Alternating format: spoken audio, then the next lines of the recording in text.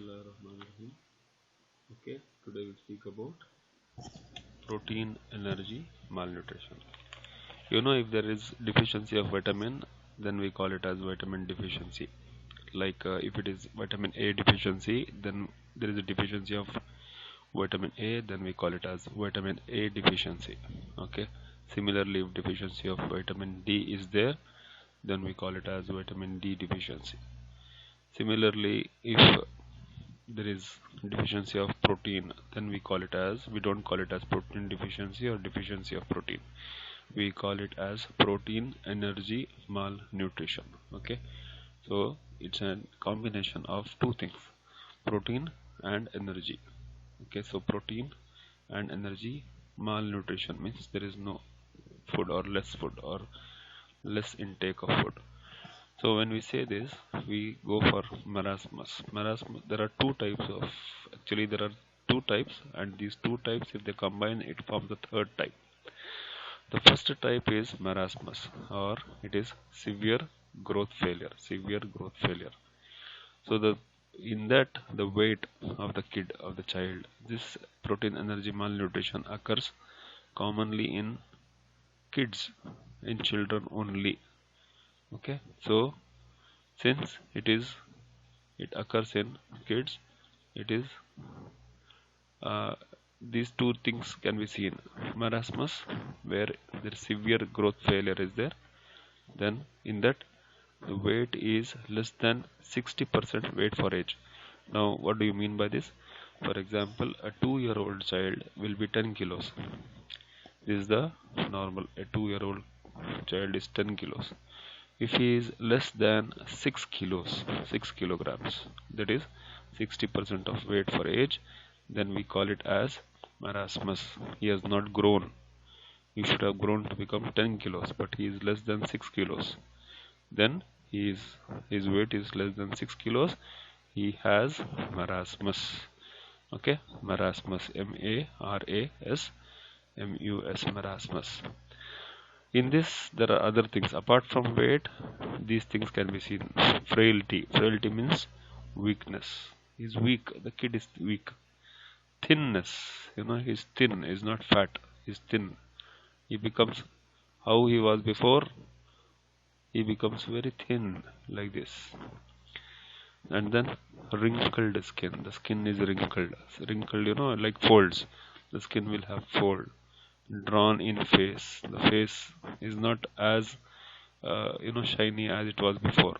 Completely, you can see, as soon as you see that face, you can tell that this kid is malnourished. And possible extreme hunger. Possible extreme hunger. Okay. So there is one more thing called kwashiorkor. Kwashiorkor is it's severe protein energy malnutrition. Severe. Here it is severe growth failure.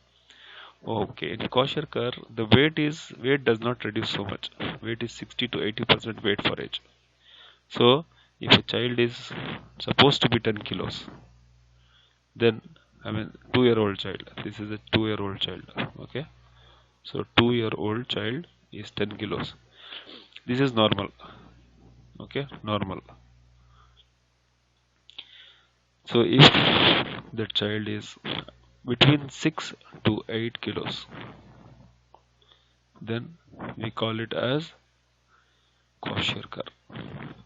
And if he is less than 6 kilos, then we call it as marasmus. Okay, so 6 to 8 kilos kwashiorkor. Now in this, what are the other findings? Swelling. Okay, swelling, edema. Okay, swelling. And then dry flaky skin. Dry flaky skin. The skin will be like flakes. Then changes in skin and hair. The hair will also change. Appetite loss means he is not hungry. The kid is not hungry. Does not feel hungry. Even if you give him food, he cannot eat. Lethargy. Lethargy, when lethargy is somewhere like irritable. He's irritated. If you touch him, he will get irritated. So lethargy. Okay, so this is kwashiorkor. Now these two combination, the marasmus and kwashiorkor. If they join together, then they make another condition called marasmic kwashiorkor. It's most serious form of protein energy malnutrition. The weight is less than 60% weight for age. Means 60% weight for age means less than 6 kilos if less than 6 kilos if uh, a 10-year-old child, I'm sorry, a 2-year-old child who should be 10 kilos, he is less than 6 kilos. Okay, he can be either having marasmus or marasmic kwashiorkor, but if he has other features, okay, then we take it as marasmic kwashiorkor. Okay, so this is about protein energy malnutrition. Now, how can you prevent and control undernutrition? What are the strategies by which you can prevent and control undernutrition? The first one is improve household food security. It means here is the food security, or it's secure, like you always have food at home. You always have food at home. Always food is there. So if a child feels hungry, he should have it. Okay, always food should be there. So improve household food security. Then improve diversity of diet. Don't give the same diet every day. Don't give kapsa every day. He will have some deficiency. Don't give samoli every day.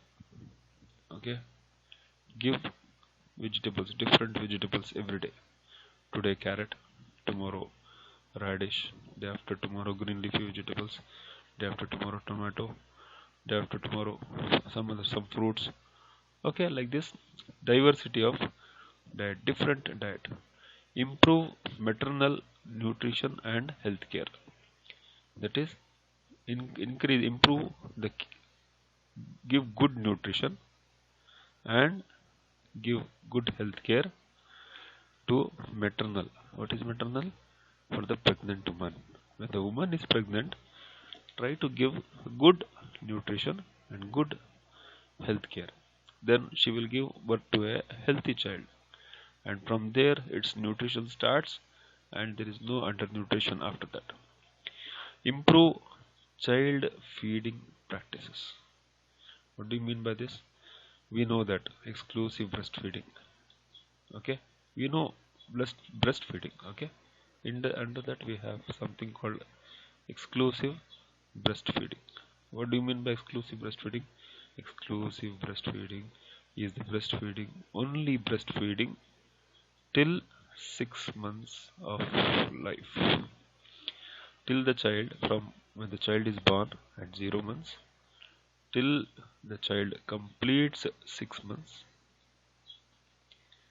you have to breastfeed. So that is called exclusive breastfeeding. Okay, so exclusive. And after that, start giving semi-solid foods. That is called weaning.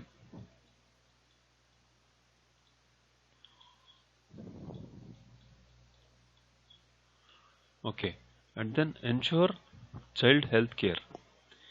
Give good child health care, immunization, vaccination. Give good medical care. There should be good doctors, and the growth monitoring has to be done. And provide nutritional rehabilitation for the people who are already having nutritional deficiencies. Do a rehabilitation. Give better food so that they come back to the normal nutritious state. Okay, these are the strategies to prevent and control undernutrition.